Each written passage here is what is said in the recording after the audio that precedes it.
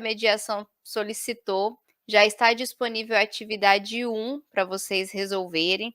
Então a atividade 1 ela é uma atividade que merece um pouquinho mais, né, de atenção, de dedicação de vocês, porque é uma questão discursiva, né, então não deixe para a última hora, já aproveitem, acessem lá a questão, já vá buscando responder para que, se caso tenha alguma dificuldade, surja alguma dúvida, a gente consiga te atender da melhor forma possível, tá certo?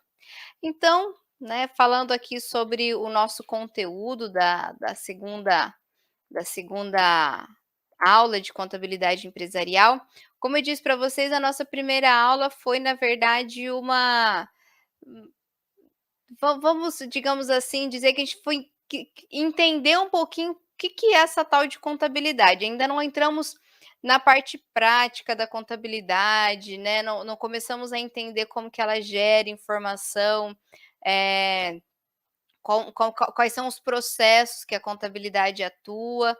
Então, essa parte mais prática, digamos assim, a gente vai começar a ver a partir da terceira aula da semana que vem, onde vamos falar sobre né, começar entendendo como que a contabilidade organiza o patrimônio, né, vamos falar um pouquinho sobre isso hoje, pelo menos o que é o patrimônio. Então na primeira aula foi só vamos nos situar primeiro, o que é contabilidade e, né, e entender por que ela é importante na sua futura carreira, na sua futura profissão, né, ou atual, né, se você já trabalha aí, já toma decisões, já participa do processo de gestão, com certeza os conteúdos aqui vão contribuir com essas suas atividades. Então essa foi a proposta da primeira aula. Hoje, na nossa segunda aula, nós vamos falar de alguns conceitos, né, vamos trabalhar a estrutura conceitual da contabilidade. São alguns conceitos básicos, mas que são fundamentais que você compreenda, para que faça sentido toda a atuação contábil, né, para que você, hã, comece, lembra da linguagem da contabilidade, que é a linguagem do mundo dos negócios? Para que você comece um pouquinho a entender o que é essa linguagem, como que ela pode contribuir, né, como que você pode entender essa linguagem que é fundamental aí no mundo dos negócios. Então é isso que nós vamos trabalhar nesta aula.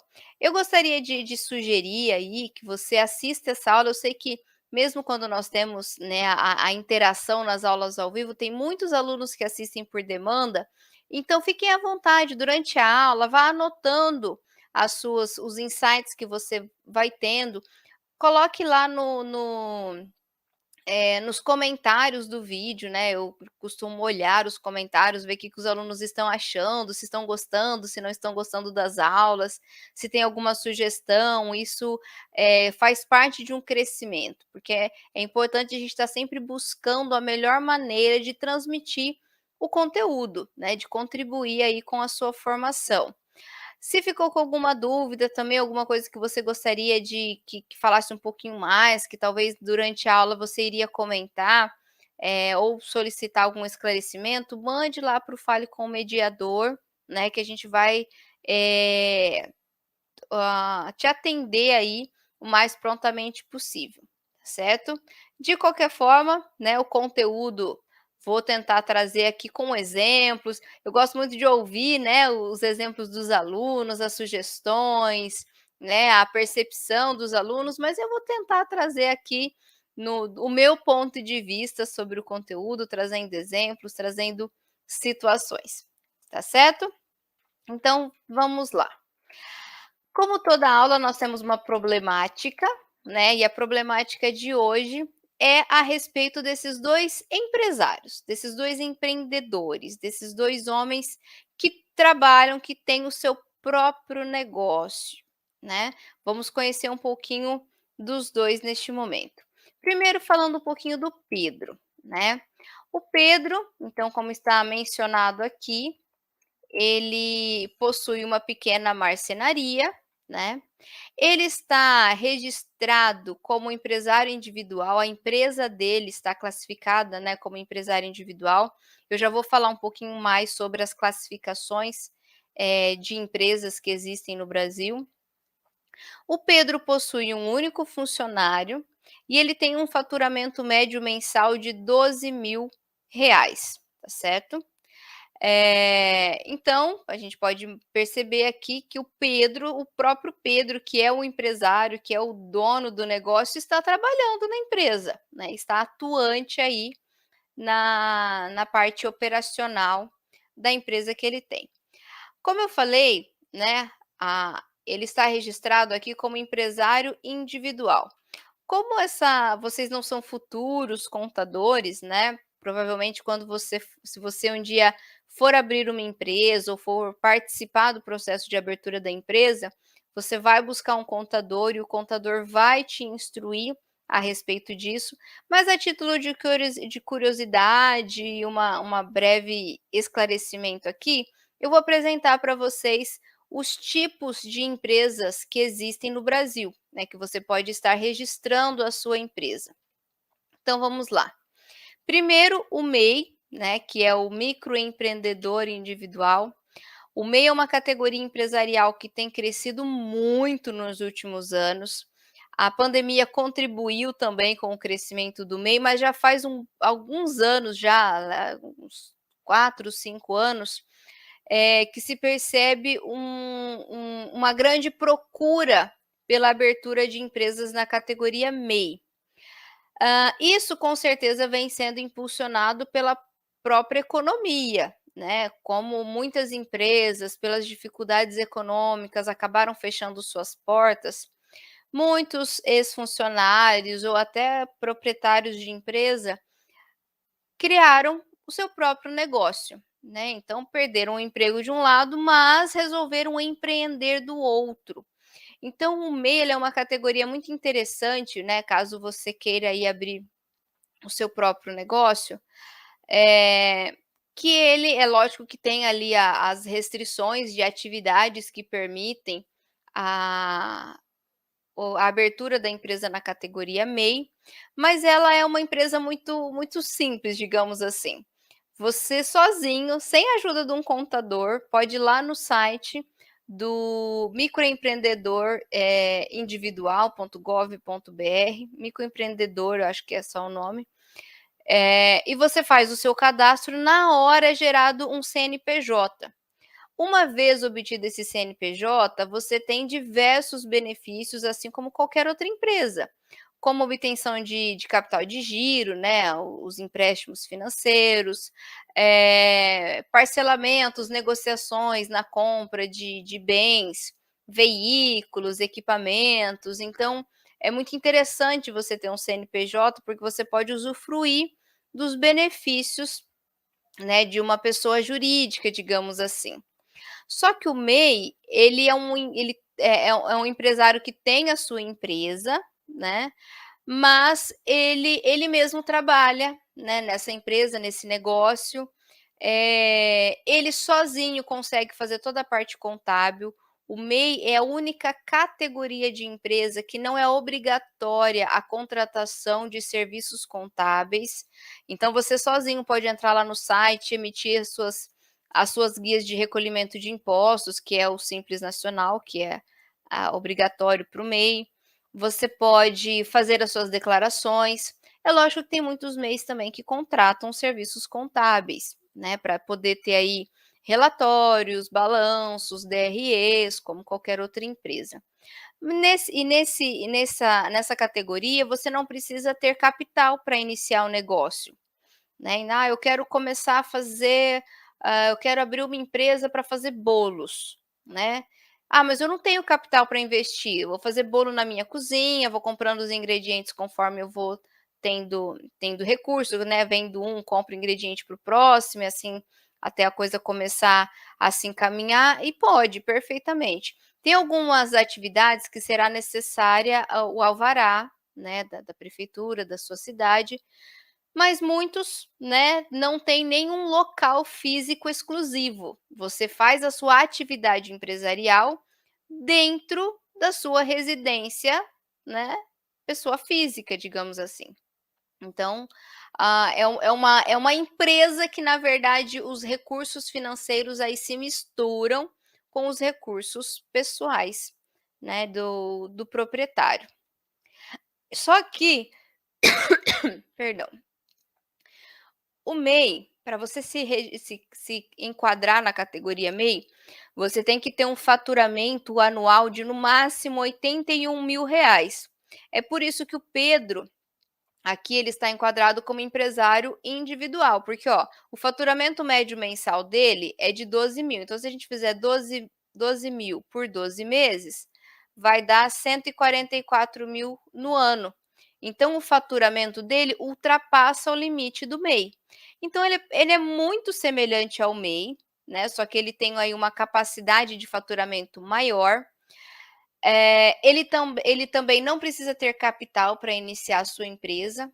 Só que essa questão de não ter capital, ela tem né, a sua contrapartida, digamos assim.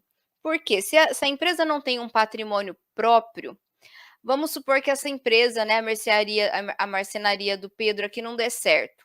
E aí ele fecha as portas. Só que ele tinha comprado madeira, tinha comprado equipamento, tinha feito uma série de dívidas, né? E agora? Como que vai fazer? A empresa fechou? O que acontece? Todas essas dívidas vão recair sobre o Pedro quanto pessoa física, né? Porque se não existe um patrimônio separado da empresa, é como se o patrimônio do Pedro quanto pessoa física fosse comprometida com este negócio. Então, caso a empresa venha a falir, ele vai ter que assumir essas dívidas, ele vai ter que assumir né, as obrigações, os compromissos contratados pela empresa que já foi encerrada. E aí é complicado, às vezes, né? Tem muita gente que suja o CPF por causa disso. A empresa fechou e aí fica com as dívidas pendentes, né? Nós temos a sociedade limpa, aqui no caso do MEI e no empresário individual, você é o dono da sua empresa, você não precisa de nenhum sócio, de nenhum parceiro, né? Você sozinho consegue criar esta empresa. Quando a gente entra aqui nessa parte de sociedades, já surge a figura de um sócio, né? Então você passa obrigatoriamente a ter um sócio. As sociedades simples, elas são utilizadas, como, por exemplo, no caso de médicos, né? Então, você tem vários profissionais de áreas similares, né? Então, você pega lá, eu sou cardiologista, eu tenho um colega que é neurologista, eu tenho um outro que é pediatra, então a gente junta, né? A gente faz uma parceria e abrimos uma clínica. É lógico que aqui foram atividades bem particulares, mas, por exemplo, eu sou médico ortopedista e tem vários, só que cada um se especializou em uma coisa. Um trabalha a mão, outro trabalha o joelho, outro trabalha o ombro, né? Então a gente forma uma clínica. A gente diz aí que uma categoria de empresa para profissionais, né? Prestadores de serviços de uma área comum. E aí, dentro dessa sociedade simples, existem duas possibilidades. Tem a sociedade simples pura, que daí tem a mesma preocupação, né, com as obrigações da empresa que o empresário individual, né? Porque a pura também é a mesma coisa, não existe uma separação do patrimônio da empresa. Então, se a empresa vier a falir, os seus sócios, aí são todos os sócios, passam a responder pelas dívidas, pelos compromissos assumidos pela empresa. Para evitar este problema, essa dor de cabeça, existe também a sociedade simples limitada. Quando você vira esse termo limitada, o que ele significa? Que a responsabilidade da empresa, responsabilidade assim, em relação às dívidas que ela assume, aos contratos que ela faz, às vendas que ela se compromete a entregar, né? Então, todos os compromissos assumidos pela empresa estão limitados ao seu patrimônio.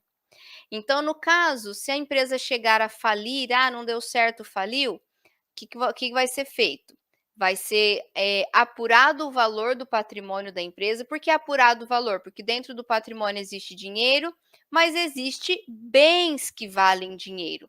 máquinas, equipamentos, estrutura física, então se faz uma valoração, porque por mais que exista o balanço patrimonial, né, tem toda uma questão de valor de mercado, né, daqueles bens, então se faz uma avaliação, né, do patrimônio da empresa, e aí descobre lá, o patrimônio da empresa vale 5 milhões. Então, e a empresa tem 20 milhões de dívida. O que que ela vai fazer? Ela vai pagar 5 milhões de dívidas, os outros credores que ficaram lá, os outros 15 milhões que as pessoas estavam esperando para receber, seja fornecedor, seja algo, né, quem for, não vai receber, né? E aí pode entrar na justiça e tudo mais, mas existe essa limitação. Ué, eu paguei as minhas dívidas limitadas ao meu patrimônio, acabou a empresa, agora acabou, não tem mais a quem recorrer. E aí existe, né, se a gente for procurar na parte, de legislação, existe um ordenamento de quem deve ser pago. Se eu não me engano, primeiro são os funcionários, eu não sei se depois é os fornecedores ou se é o governo e assim por diante. Então ele vai usar esses 5 milhões para pagar estes elementos prioritários, o que não der para pagar com 5 milhões, perdeu, né, aquele dinheiro literalmente perdeu. Então é essa o sentido dessa palavra limitada. Aí nós temos aqui a sociedade empresária limitada, né, que é a mais conhecida, né, que tem aí a figura dos sócios e é limitada, e aí é para qualquer tipo de atividade empresarial, né, não é essa questão de prestação de serviços de áreas afins, para qualquer atividade empresarial, e é limitada ao investimento do sócio. Então entra lá, você e mais 2 sócios. Cada um investe 100 mil na empresa, tem lá 300 mil. Aí a empresa começa as suas atividades, né? Se caso ela vir a falir, as dívidas serão pagas considerando o limite do patrimônio da empresa. Então, em nada é comprometido o seu CPF, você quanto pessoa física. Só que, né, a gente sabe que muitas dessas sociedades limitadas foram constituídas com sócios fantasmas. Fantasmas não, que não é que eles não existam, mas com sócios só no papel. Então eu quero abrir uma empresa, eu tenho capital, eu sei que atividade que eu vou fazer, eu tenho um plano de ação, tá tudo certinho. Só que eu não tenho um sócio para abrir eu não quero abrir uma sociedade simples, porque não cabe na sociedade simples. O meu faturamento, né, eu não quero ser um empresa porque o empresário individual também tem um limite de faturamento, eu não quero me comprometer com o meu CPF. Então, o que que eu faço? Eu vou atrás de uma pessoa que concede o seu CPF só para dizer que é o meu sócio, mas ele não é sócio, ele não investe na empresa, ele não resgata lucros, ele não participa da empresa, é só um sócio no papel. Como acontecia muito isso, surgiu essa nova categoria aqui, que foi muito bacana, que é sociedade, por mais que se diga sociedade, ela é unipessoal, ou seja, ela é feita de uma pessoa só. Significa que eu não preciso da figura de um sócio e eu tenho uma responsabilidade limitada. É lógico que daí eu vou precisar ter um investimento, um capital para iniciar a empresa, para ter lá o surgimento do patrimônio da empresa, né? As responsabilidades da empresa vai se limitar a este patrimônio, mas eu sou sozinha, não preciso do sócio. Então é muito interessante para esses casos, né, que se buscava um sócio só no papel.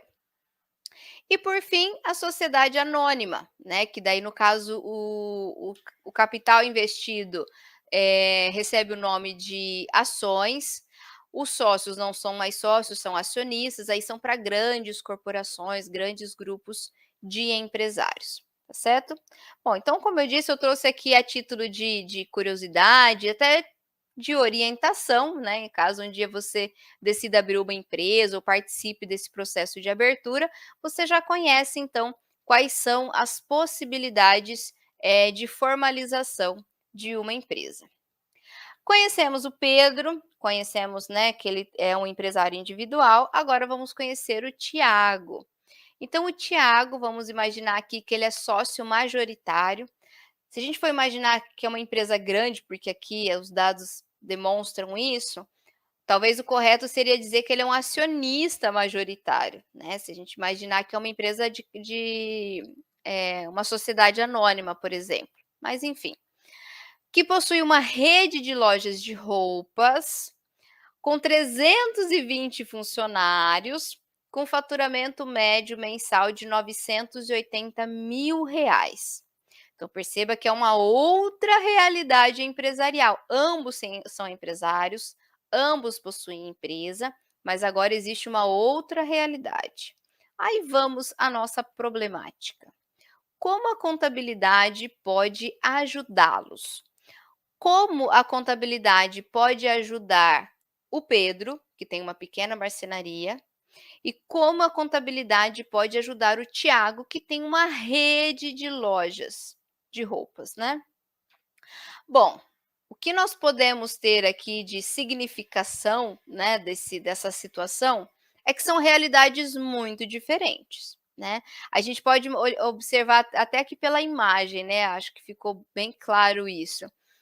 No caso do Pedro, a gente percebe aqui que ele está trabalhando na empresa. Então, o Pedro, se ele quiser, ele olha para os lados, ele vê o que a empresa tem de ferramentas, ele olha lá para onde ele deixa o estoque de madeiras, ele já vê se precisa comprar madeira, se não precisa.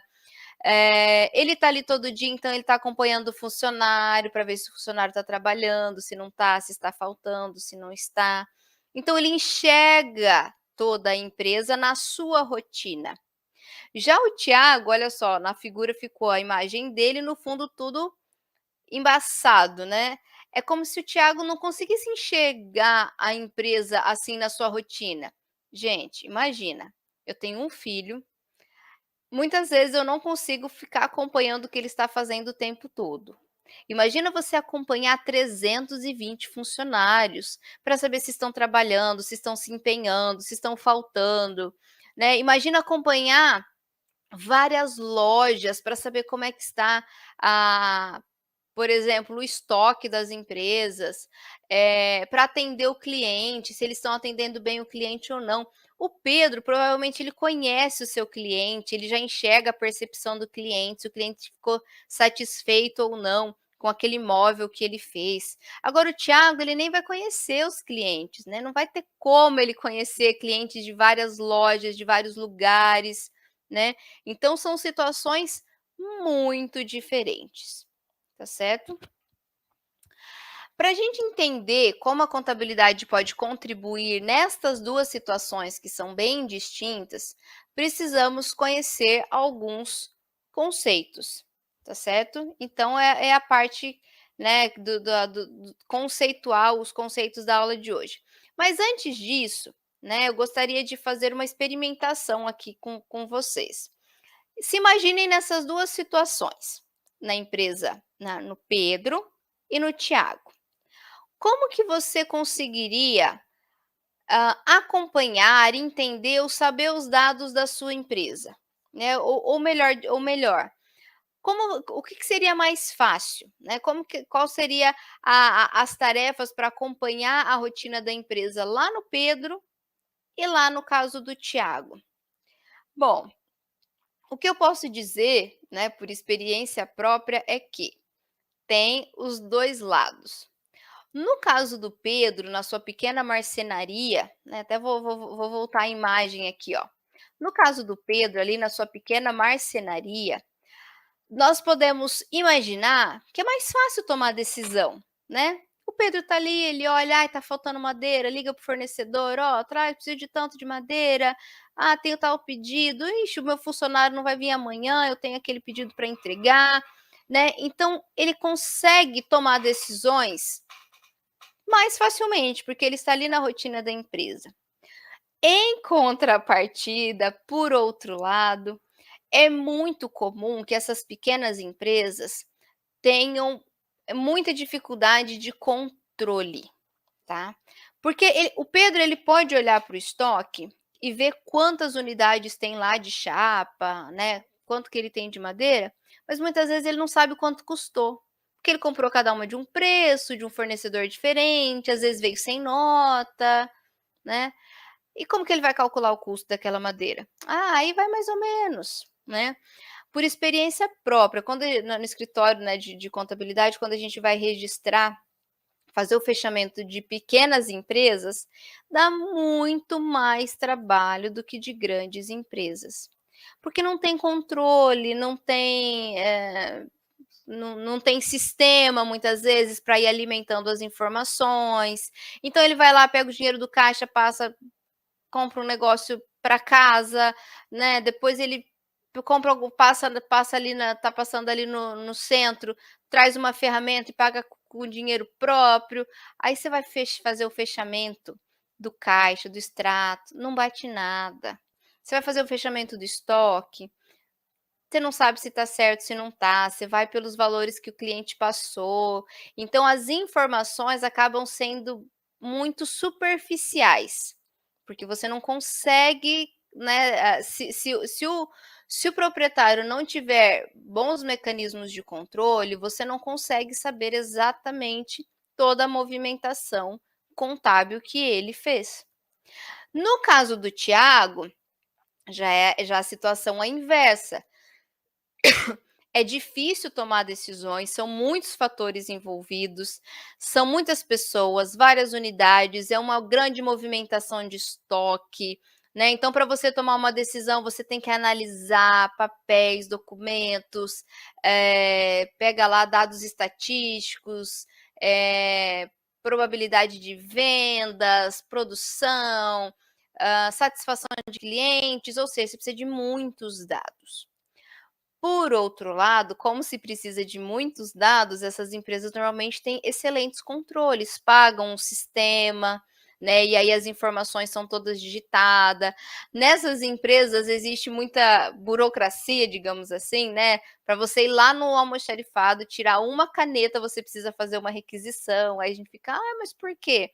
Porque é controle. Então, nessas empresas, quando você pega uma demonstração contábil, ela está muito próxima da realidade da empresa, porque tudo o que aconteceu foi registrado, foi acompanhado, tudo bonitinho, né. Então, tem essas variantes, digamos assim. Então vamos conhecer um pouquinho melhor os conceitos, para que a gente consiga entender como que a contabilidade pode contribuir em ambas as situações. Bom, primeiramente, como eu falei lá na primeira aula, muitas pessoas confundem contabilidade com ciências exatas, com números, porque não conhecem qual que é o verdadeiro objetivo da contabilidade. Ó, perceba que nessa imagem tem uma pessoa, acredito que um homem, segurando um tablet, e nesse tablet está saindo o quê? Vários dados. Porque o objetivo da contabilidade é informação. Tá, então aqui de cara a gente já vê que não é números, não é cálculos, não é fórmulas, é informação. A contabilidade tem como objetivo gerar informação para, para o usuário, né, para que ele possa aí tomar as suas decisões da melhor forma possível. Só que aí nós temos outras ciências que também geram informação, jornalismo, sei lá, outras ciências, que também tem como objetivo gerar informação. Então, o que que diferencia as ciências contábeis dessas demais ciências? É o seu objeto. Perceba aqui que eu coloquei a imagem de uma casa, né, porque, o objeto da contabilidade é o patrimônio, que é o que nós vamos começar a entender na semana que vem. Como que a contabilidade organiza, registra, enxerga esse patrimônio? Então, o objetivo da contabilidade é gerar informação sobre o patrimônio para os usuários da informação contábil, para que ele possa tomar decisões da melhor forma possível. Então, quando você pega um balanço patrimonial, quando você pega uma DRE, o que que existe dentro daquele relatório? Informação sobre o patrimônio, sobre a situação econômica e financeira da empresa. É informação. Então, os teóricos, os cientistas da contabilidade, eles estão sempre buscando a melhor maneira de gerar essa informação. E essa melhor maneira não é no sentido de uma informação mais moderna, uma informação com designer diferenciado, relatórios com carinhas mais bonitas, uma informação cheia de 150 páginas, não. É uma informação mais transparente possível sobre o patrimônio. Como eu disse, muitas vezes, no caso do pequeno negócio lá da marcenaria do Pedro, você vai pegar o balanço patrimonial, ele não vai ser uma boa reflexão do patrimônio do Pedro, se ele não tivesse os controles, se ele não apresentar os relatórios, tudo certinho, para que a contabilidade consiga fazer os seus registros. Já se lá no caso da empresa do Tiago, eles registrar tudo que acontece bonitinho, as demonstrações elas vão evidenciar de forma mais correta possível o patrimônio que ele possui quanto empresário, da empresa que ele possui, né. Então para quem que a contabilidade gera informação? Já falei, são os usuários. Mas quem são os usuários? É qualquer pessoa que utilize as informações contábeis. E aí pode ser um gerente, pode ser o empresário, pode ser até mesmo um funcionário para saber se a empresa está indo bem e ela vai conseguir receber e ele vai conseguir receber seu salário. É o governo é um dos usuários da contabilidade. E é aí que está um ponto muito importante. Lembra lá na primeira aula que quando eu falei que quando a gente fala em contabilidade, muitas pessoas já pensam em imposto, declaração de imposto de renda, nota fiscal, né, legislação. Tudo isso é as informações que nós geramos em função das solicitações da Receita Federal, né, do governo aí, dos municípios, do estado, da nação, enfim. Então, quando a gente faz toda essa parte fiscal, nós estamos atendendo um dos usuários da contabilidade. Mas é um usuário que tem um peso muito grande, né? Porque se a gente deixar alguma informação para trás, a gente pode aí vir a sofrer penalidades, ter que pagar multas, indenizações, então por isso que a gente toma muito cuidado com esse usuário. Mas é importante que a gente entenda que ele não é o único, tá? A contabilidade ela é muito maior, lembra que eu falei disso? A contabilidade ela é vai muito além de declaração de imposto de renda, né? Aquilo lá é informação para um dos usuários, certo? E quando a gente pensa que o governo é um dos usuários da contabilidade e ele tem exigências específicas, a gente começa a entender um pouquinho das diferenças destes 3 campos de atuação da contabilidade. A gente pode dizer que esses 3 campos de atuação são assim, né, a linguagem dos negócios estão aqui. Mas cada um desses 3 tem as suas particularidades. Então, quando se fala: o resultado contábil, o resultado fiscal, qual está certo?" Os 2 estão certos. Vou falar um pouquinho sobre isso. Então, nós podemos dividir a atuação da contabilidade nesses 3 campos. É lógico que existe ainda uma ramificação muito maior de áreas de atuação da contabilidade, que tem também algumas particularidades. Nós temos, por exemplo, a contabilidade rural, nós temos contabilidade de entidades sem finalidades lucrativas, nós temos a contabilidade pública. Então, existem vários ramos de atuação que a contabilidade tem aí, em cada uma delas, as suas particularidades. Mas em campos de atuação, em maneiras de gerar informação, nós podemos resumir nestas 3. A contabilidade fiscal, que é a nossa pedrinha no sapato, a contabilidade financeira e a contabilidade gerencial. Vamos conhecer, vou tentar falar aqui um pouquinho sobre cada uma delas. Primeiramente, a contabilidade fiscal. Você viu que veio de cara aqui a Receita Federal, que é o que a grande maioria das empresas buscam de serviços contábeis. Ah, eu tenho que atender a Receita, eu sou obrigada, né? Tem a legislação, eu tenho que fazer a declaração de imposto de renda, eu tenho que recolher o ICMS, o PIS, o COFINS, eu tenho que recolher o INSS, eu tenho que cumprir com uma série de obrigações fiscais. Lembra, né, que o propósito da contabilidade, na verdade, é gerar informação? Só que ela gera informação sobre o patrimônio.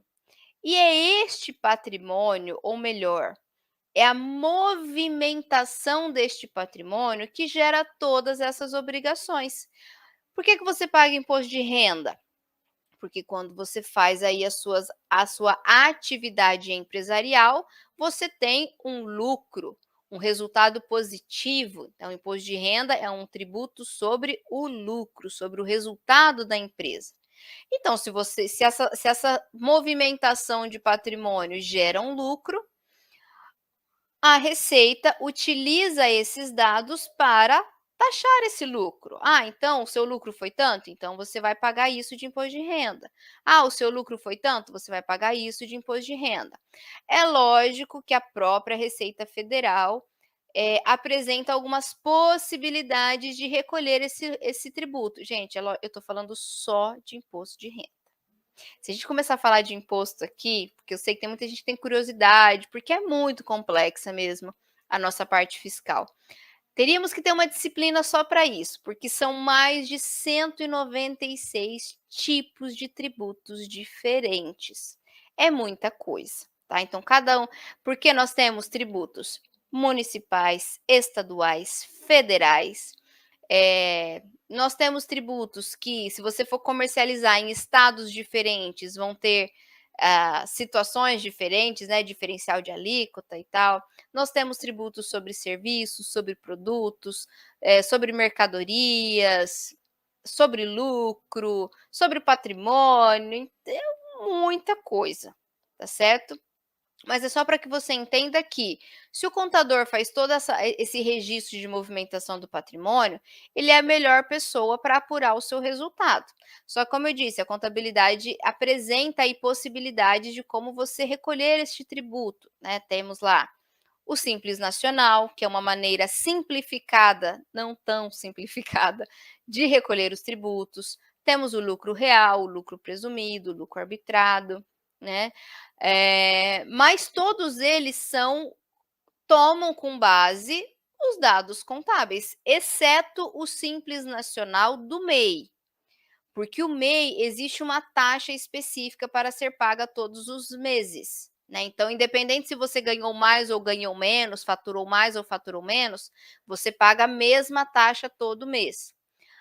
É justamente por isso que ele é o único que não precisa de um serviço de contabilidade. Agora, qualquer outro tipo de empresa, sou do Simples Nacional, mas eu sou um empresário individual. O que vai fazer? Você vai precisar calcular o quanto que você faturou, para ver em qual categoria você vai de taxa ali de recolhimento você vai se enquadrar, aí desconta lá o percentual de desconto, faz o cálculo do Simples Nacional e recolhe. Mas percebe que é com base nos dados contábeis que isso é feito? Só que, por mais que seja com base nos dados contábeis, a Receita Federal ela vai exigir uma série de informações. Ela não vai querer saber só, né, vai recolher tanto de imposto de renda.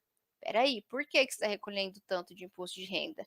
Então, ela vai pedir uma série de informações acessórias, que a gente chama, para comprovar que o recolhimento está correto de acordo com a legislação. Então, quando a gente elabora o resultado fiscal, digamos assim, nós estamos apurando o resultado conforme as determinações da legislação fiscal. Eu vou dar um exemplo do que pode interferir neste resultado. Por exemplo, quando a empresa compra um bem de longo prazo, um equipamento, uma máquina, um veículo, um imóvel, né, uma máquina lá para construção, o valor dessa aquisição não é lançada como despesa, porque a despesa é o que abate da sua receita para você ver o seu lucro, né.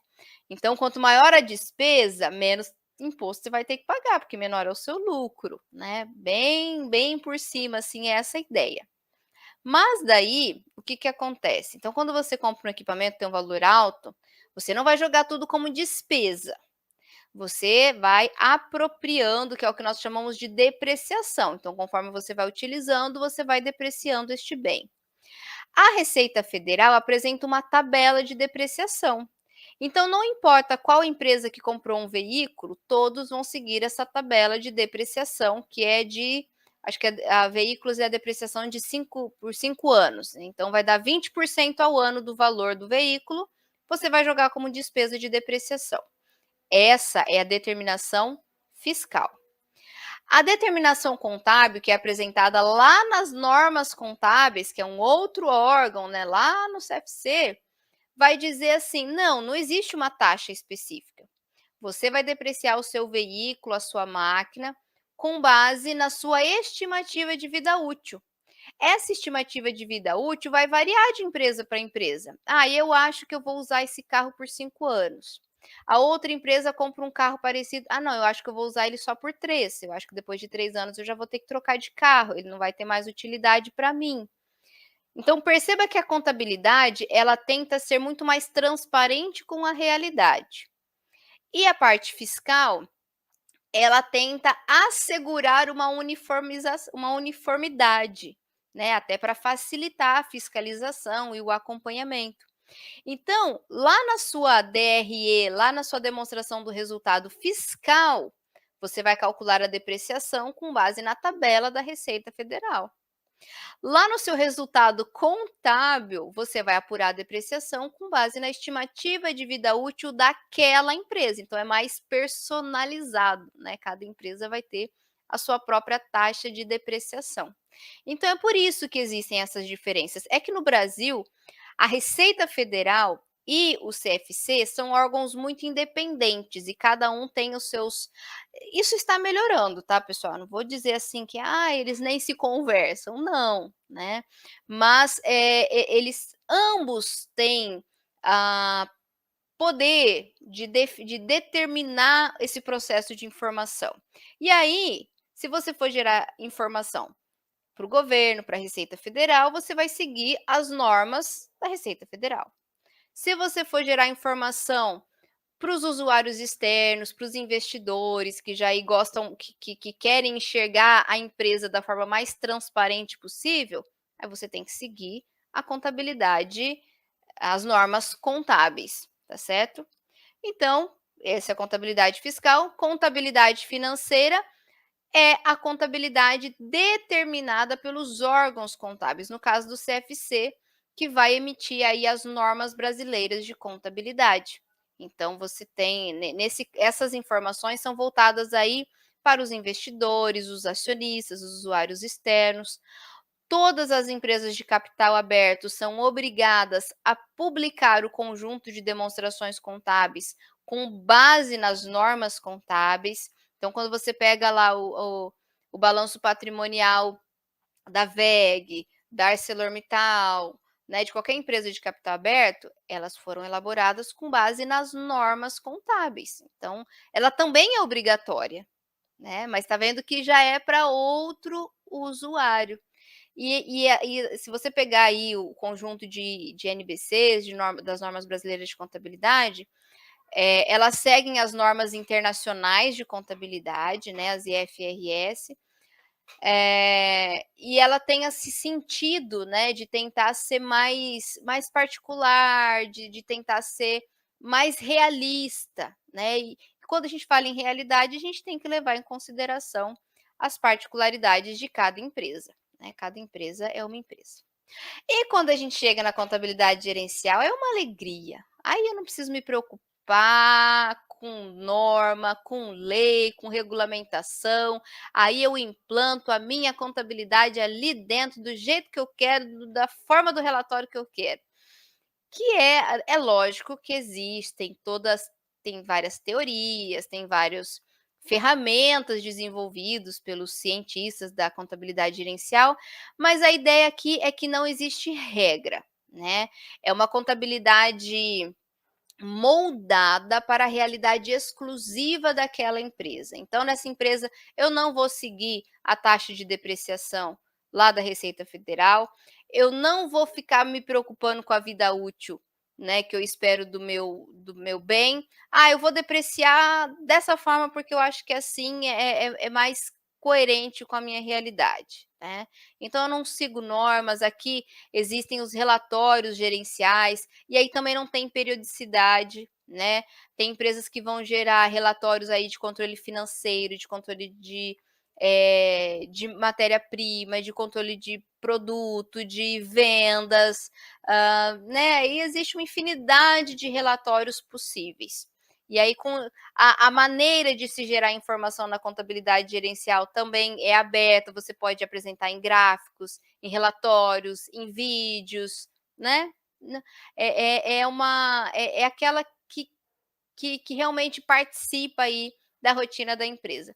Muitas empresas não conseguem implantar uma contabilidade gerencial, né, por questão de custo, muitas vezes contratam aí a contabilidade fiscal e contábil porque são obrigadas, e a contabilidade gerencial, digamos assim, fica a critério do dono da empresa, dos sócios, dos proprietários. Eles mesmos vão gerando seus dados, gerando as suas informações e tomando as suas decisões. Então, né, nessas diferentes maneiras de gerar a informação contábil, lembrando que todas elas são verdadeiras, mas existem ah, essas adaptações, né, esses atendimentos a determinações específicas, atender a receita, atender às normas contábeis, então isso faz com que nós tenhamos dados diferentes, mas todos são reais, não é que é mentira, não é que eles não são, são dados, irreais, não, né, você calcular a depreciação de uma ou de outra forma, você não está, como que eu vou dizer assim, manipulando informação, são critérios diferentes, né. De qualquer forma, todo esse processo aí de atendimento sempre busca os usuários, e aí nós temos a questão da elaboração e divulgação do relatório contábil financeiro, que é voltado, na maioria das vezes, para os usuários externos. Os relatórios contábeis financeiros aqui, no caso, aqueles desenvolvidos pela contabilidade financeira, as demonstrações contábeis, né, balanço, DRE, DFC, né, que a gente vai conhecer um pouquinho mais futuramente.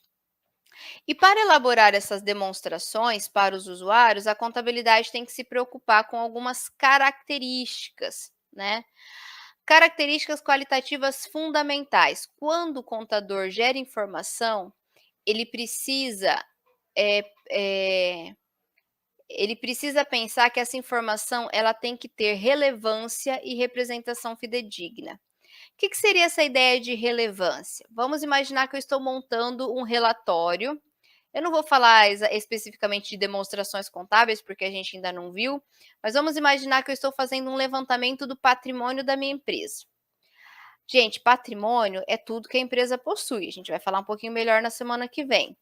Mas será que é relevante eu colocar nesse relatório cada caneta que a empresa possui? Ah, a empresa tem 150 canetas, 20 canetas no departamento administrativo, 10 canetas lá na produção. Isso é relevante? Porque relevante é aquela informação que faz diferença para o usuário. Eu acho que não é relevante. Então, o que a empresa faz? Aquilo que não é relevante, ela não vai ficar minuciando, ela não vai ficar apresentando detalhes. Por exemplo, o contador pode achar o quê? Não é relevante apresentar item a item que eu tenho no estoque, mas é relevante eu apresentar o valor do meu estoque final. Então, lá nesse relatório, eu não vou ficar colocando, ah, eu tenho caneta, papel, tesoura, tinteiro, sei lá, item a item. Ah, papel toalha, açúcar, né? Todos os itens que a empresa tem. Não, o que eu faço? Na minha empresa o estoque existe um saldo de R$ 500 mil no estoque. Por quê? R$ 500 mil é relevante. É importante eu saber que eu tenho isso no estoque. Então, quando você ler as informações contábeis, se você tiver essa impressão de que: "Ah, não está tudo aqui", está ali tudo que é relevante, tá? Para como que eu facilitar a leitura, o entendimento, a fluidez, né, não ficar uma coisa muito cansativa até, né, então tudo que é relevante está ali. E é lógico, tem que ser relevante e tem que representar com fidedignidade a empresa, pelo menos essas são as premissas das normas contábeis. Então você vai colocar o estoque, porque ele é relevante, mas você tem que colocar o verdadeiro valor do estoque, você não vai colocar nem acima nem abaixo. Então a informação tem que ser fidedigna. E as normas contábeis ainda vão dizer que, além dessas características fundamentais, existem características de melhoria. Por exemplo, a comparabilidade. A informação, ela deve ser possível que você consiga comparar as informações. E aí, mas como que eu vou comparar as informações? Por exemplo, uma premissa básica para que a informação possa ser comparável é que ela tenha uma solidez. Ou seja, eu não vou ficar apresentando o relatório cada ano de um jeito, ou cada mês de um jeito. Se no mês eu coloco um relatório, né, de uma estrutura, no outro mês eu mudo a estrutura, fica difícil de eu conseguir comparar. Então eu tenho que buscar maneiras de que as informações que a contabilidade apresenta, eu conto contadora, né, vocês têm que cobrar essa comparabilidade, mas os contadores têm que se preocupar com isso. Eu tenho que gerar informação de maneira que eu possibilite a comparação. Por exemplo, é obrigatório, todas as empresas, quando publicam as suas demonstrações contábeis, os valores têm que ter de pelo menos 2 anos. Então, vamos imaginar que as empresas estão fechando o balanço de 2021, juntamente com os dados de 2021, vai vir os respectivos dados de 2020. Já é uma maneira de comparação. Verificabilidade, eu preciso ter critérios para que, caso, por exemplo, venha uma auditoria, ela consiga verificar se está correto. Se eu não tiver critério, se cada hora eu calcular o custo de um jeito, se cada hora eu calcular o meu estoque de um jeito, não tem como eu verificar se está correto ou não. Tempestividade, a informação tem que ser tempestiva, ou seja, tem que ser gerada a tempo de ser relevante, de ser útil. É aquela história, não adianta eu gerar o relatório depois que a reunião acabou, né? Não vai ter utilidade nenhuma aquela informação. E compreensibilidade, é lógico que a gente entende que uma pessoa, para ela ler as demonstrações contábeis, ela tem que ter um mínimo de conhecimento. É o que vocês estão fazendo aqui, conhecendo um pouquinho dessa linguagem contábil, para que vocês consigam compreender as demonstrações contábeis. Mas, né, e isso não significa que o contador vai ter que usar termos muito específicos, algo muito complicado de entender. Não, o usuário tem que conseguir compreender as informações